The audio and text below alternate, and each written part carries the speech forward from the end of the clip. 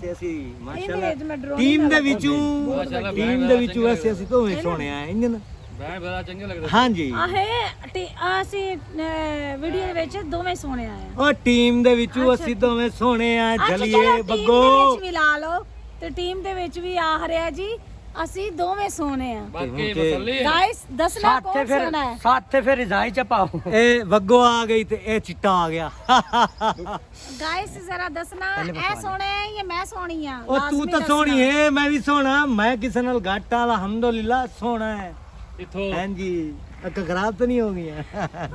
ਦਸਕਾਰੇ ਪੈ ਨੇ ਸੋਨੂ ਮਲਕ ਐਸੇ ਕੋਲ ਅਸੀਂ ਐਨਕ ਲਾਈ ਕਿ ਅੱਖਾਂ ਖਰਾਬ ਹੈ ਮੇਰੀਆਂ ਸੋਨੂ ਮਲਕ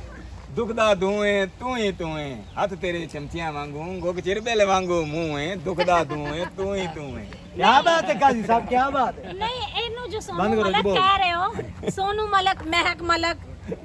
ਨਿਸ਼ਾ ਖਾਨ ਮਲਕ ਤੇ ਹੁਣ ਸੋਨੂ ਮਲਕ ਵੀ ਹੋ ਉਸੇ ਗਿਆ। ਲੜੀ ਚੂਹੇ ਉਸੇ ਹੈਂ? ਲੜੀ ਚੂਹੇ ਸਾਰੇ ਮਲਕ ਮਲਕ ਹੀ ਬਣਾ ਰਹਾ ओ नहीं चलिए ਜਿਹੜੇ ਮਲਕ ਹੁੰਦੇ ਨੇ ਉਹ ਮਲਕ ਨਹੀਂ ਕਹਿੰਦੇ ਆਪਣੇ